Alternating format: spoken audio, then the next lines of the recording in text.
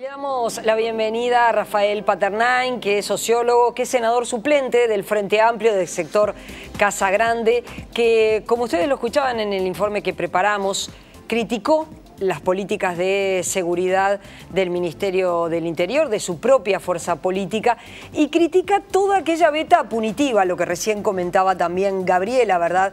Criticar a aquellos que apuestan a más represión, a colocar a las Fuerzas Armadas en la calle, por ejemplo. Bienvenido, un gusto recibirlo. Muchas gracias, buen día, muchas gracias por la invitación. Anticiparse a los conflictos sociales. Y uno piensa que siempre en la cuestión penal como que el delito lleva a la delantera siempre a la ley. Ahora, hay otra forma de mirarlo que no es estrictamente con la visión de la ley, sino desde lo social. ¿Qué nos hace falta para anticiparnos a esos conflictos sociales? Bueno, justamente la idea era hacer un balance de perspectiva sobre un punto de vista que nosotros hace muchos años que venimos sosteniendo. Por una parte, apoyando todos los impulsos de transformación que se han hecho, porque la política de seguridad en el Uruguay no iba a tener o no va a tener resultados importantes si las herramientas, algunas de las herramientas fundamentales, no se transforman a fondo. Estamos hablando justamente del aparato policial, estamos hablando del aparato penal, ahora con el nuevo código. O sea, hay mucha cosa que se ha hecho que tiene que ver con reformas institucionales que no se van a plasmar y a madurar en este periodo, que van a necesitar más tiempo para poder concretarse en términos de los resultados importantes, pero ese es un camino que nosotros hemos apoyado incondicionalmente. La discusión central, que en realidad es un dilema para todos los progresismos y para todas las izquierdas en todas partes del mundo, en América Latina ha pasado mucho, en Europa también, que de alguna forma, dada la gravedad del tema y la complejidad del tema, porque el delito es un fenómeno real, es un fenómeno complejo que nos golpea a todos nosotros, que golpea la subjetividad de la gente, que golpea el estado de ánimo de la gente, y que exige eso, ¿no? Es decir, es esa lógica de la reacción inmediata, de la demanda permanente.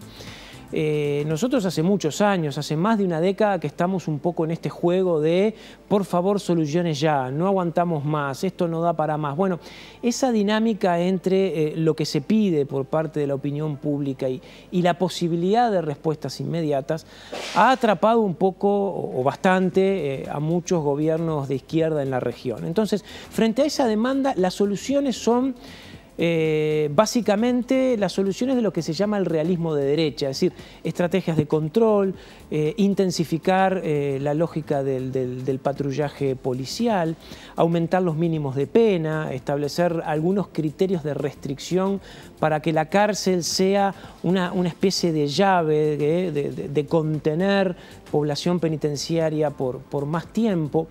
Es decir, un conjunto de decisiones pragmáticas, inmediatas, con el afán básicamente de controlar. Y al controlar, poder demostrar algo así como un conjunto de resultados que satisfagan un poco esa expectativa o esa demanda que por definición es una demanda insatisfecha, ¿no? Porque muchas veces ustedes habrán visto que algunos delitos pueden moderarse o pueden bajar, pero sin embargo la idea, la opinión, el sentimiento, la imagen que la gente tiene no se corresponde con eso. Entonces, ese camino, que es un camino bastante típico, o sea, el Uruguay ha transitado en los últimos años por un camino bastante común en el resto del continente, termina generando cosas fundamentales, es decir, el delito no baja, los niveles de violencia no se reducen, la ansiedad social tampoco disminuye y nos enfrentamos muchas veces, como ahora, a demandas sociales que ya entran a preocuparnos más de la cuenta. Es esto, ¿no? Es decir, bueno, tenemos que ir al mecanismo de la militarización, ¿eh? Reflejo de lo que está pasando en otros países de América Latina, como el caso de Brasil o algunas cosas que están pasando en Argentina o en Centroamérica. Tenemos que ir al extremo de pedir la pena de muerte, es decir, entramos en una dinámica en la cual las políticas, por su propia lógica y por su propia base, terminan generando efectos casi peores a los que queríamos evitar en un comienzo. Entonces, hoy el escenario social y el escenario político-cultural como para mover las políticas de seguridad es un escenario muy difícil. Nosotros obviamente que lo reconocemos así. Y esta reflexión está encaminada fundamentalmente a trasladar este debate a la discusión programática del Frente Amplio.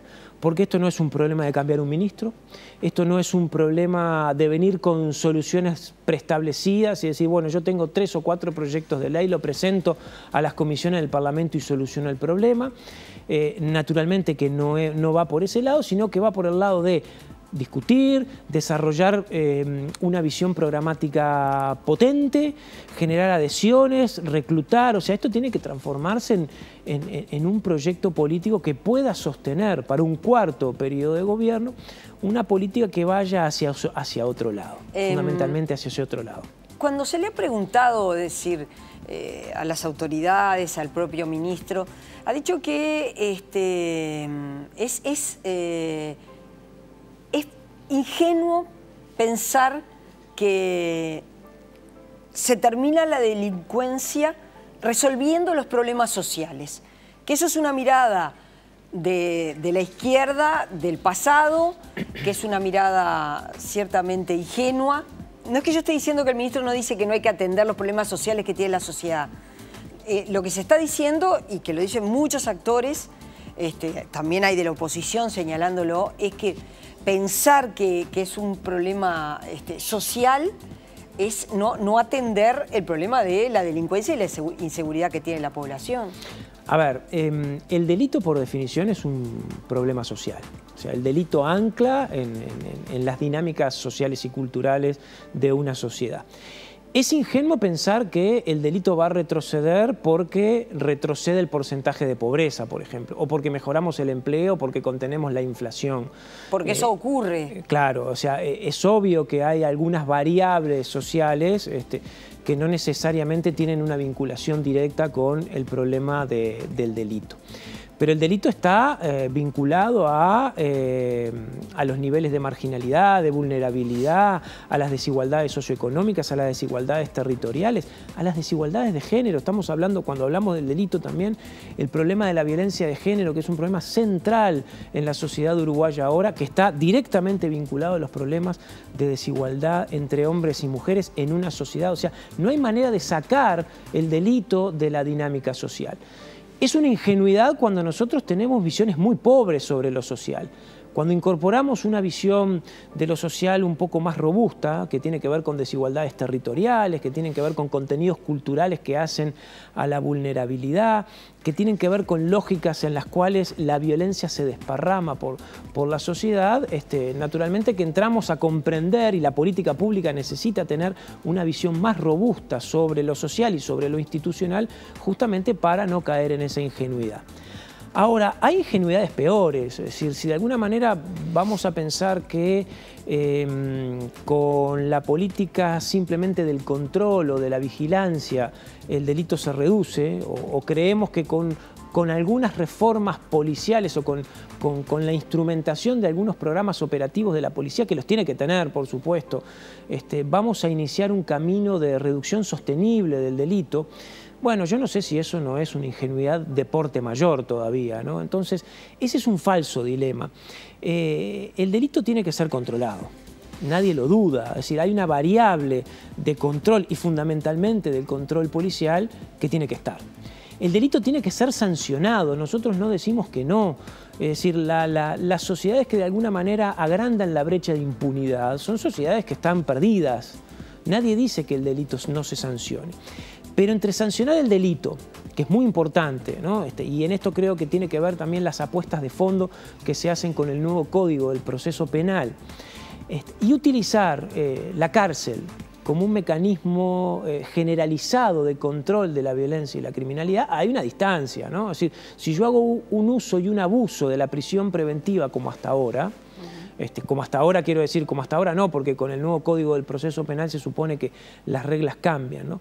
Y tengo en el país cerca de 11.000 personas privadas de libertad y el delito no me disminuye, bueno, yo tengo que ir pensando un mecanismo que toque fundamentalmente a la lógica de penas alternativas, de sanciones que realmente se hagan carne, pero que tengan un seguimiento institucional que me permiten disminuir los porcentajes de reincidencia. O tengo que tener una política de reinserción social, de salida o de egreso del sistema penitenciario que me hagan disminuir y abatir radicalmente las tasas de reincidencia. Es decir, hay un camino ahí, nosotros le llamamos cómo logramos disminuir el delito disminuyendo los porcentajes de castigo. El delito puede ser controlado de otra manera distinta a la que estamos haciendo ahora, ¿no? Un poco en esta idea de que, bueno, es patrullaje policial y es cárcel y más nada, ¿no? Yo creo que esta prueba que estamos haciendo nos está demostrando que no logramos avanzar. Podemos hacer algunas cosas, podemos temporalmente, con esfuerzos importantes, lograr controlar y abatir algunas denuncias de rapiña, pero no logramos cambiar la ecuación, no logramos cambiar la dinámica que permite un proceso sostenido de disminuir el delito, aumentando a su vez también o mejorando los procesos de inclusión social y los procesos de transformación social que están en la base e impactando en las percepciones de la subjetividad social que son tan preocupantes como el problema del delito en sí. Claro, ahora bien, en los últimos 30 años se disparó una forma de delito en nuestro país vinculada al narcotráfico, para la que da la sensación todavía no se ha encontrado una clave. Y ese lenguaje en el que ha comenzado a hablar el narcotráfico, en el que ha comenzado a dirimir sus diferencias, es tal vez el que impacta más. Algunos dividen los homicidios en una clase y después los ajustes de cuentas entre delincuentes. ¿Qué tanto le preocupa ese mundo del ajuste de cuentas que pertenece a una lógica delincuencial que uno siente no sea comprendido por completo? Totalmente, totalmente. Sí, hay transformaciones en los últimos tiempos en donde se han ido conformando redes de ilegalidad, muy enquistadas en los territorios y muy directamente asociada a los procesos de vulnerabilidad social. Esto no ocurre en cualquier territorio, es decir, hay un efecto de retroalimentación entre la expansión de las redes de ilegalidad, el reclutamiento fundamentalmente de población joven muy vulnerable de todo punto de vista, la amplificación de esos mercados y al mismo tiempo como resultado la multiplicación de los fenómenos de violencia. Esos fenómenos o esos factores en el Uruguay y en todas partes del mundo están directamente vinculados a procesos de vulnerabilidad social, claramente arraigados, justamente, o sea, lo que está claro es que no cabe ahí tener visiones ingenuas, ¿no? Pero fallan las políticas sociales o fallan las políticas de seguridad, ¿por qué? Ahí ese debate también me preocupa, porque a veces uno dice, bueno, la política de seguridad hace lo que tiene que hacer, están fallando las otras políticas sociales, ¿no? O el conjunto de políticas sociales, lo que yo llamaría las políticas de inclusión. Que el país tiene desigualdades profundas y persistentes, todavía no hay duda.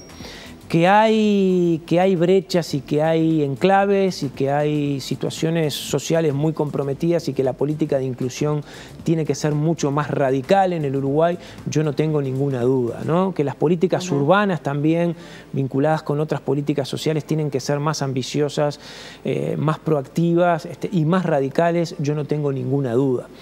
Ahora, ¿qué es lo que pasa? La propia lógica de las políticas de seguridad, con sus niveles de segregación, con sus niveles de violencia institucional, con sus niveles y sus tasas de encarcelamiento, muchas veces lo que hacen es agudizar o reforzar los efectos perversos que esas situaciones iniciales tienen, ¿no? O sea, las políticas de seguridad, policía, cárcel, para decirlo rápido, no son neutras. Uno no puede decir desde la política de seguridad, bueno, yo estoy haciendo bien las cosas, este es el paradigma que funciona, si de alguna manera el problema no se resuelve, es culpa de las políticas sociales. O sea, esa distinción o esa dicotomía me parece un poco riesgosa. Yo creo que una de las cosas que nosotros deberíamos pensar es cómo estos componentes se fusionan, cómo las políticas sociales en realidad pasan a tener la primacía, pasan a tener el liderazgo del punto de vista de la lógica de integración social para reducir el delito, y cómo las políticas de seguridad pueden o logran o intentan lograr articulaciones mucho más preventivas. Por ejemplo, una campaña de desarme. El Uruguay tiene un gran debate, lo venimos dando hace mucho tiempo, sobre el peso y la gravitación que las armas de fuego tienen en manos de la población civil. Esto no es nuevo. En los homicidios o en el global de homicidios tienen un peso preponderante. Lo hemos visto en los últimos episodios. Bueno, ¿cómo las armas de fuego, sobre todo armas ilegales, se distribuyen con tanta facilidad en territorios vulnerables que no sabemos?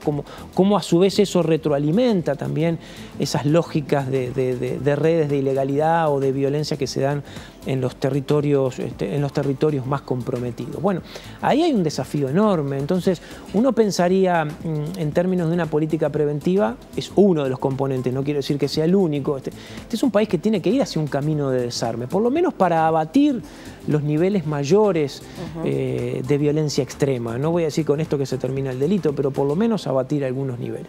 Esas son las cosas, ese es un ejemplo en donde uno podría pensar que la política empieza a tener un componente preventivo fuerte. Y lo otro son las penas alternativas. Yo creo que el país tiene unos niveles de violencia en su sistema carcelario que hacen muy difícil que la reincidencia disminuya.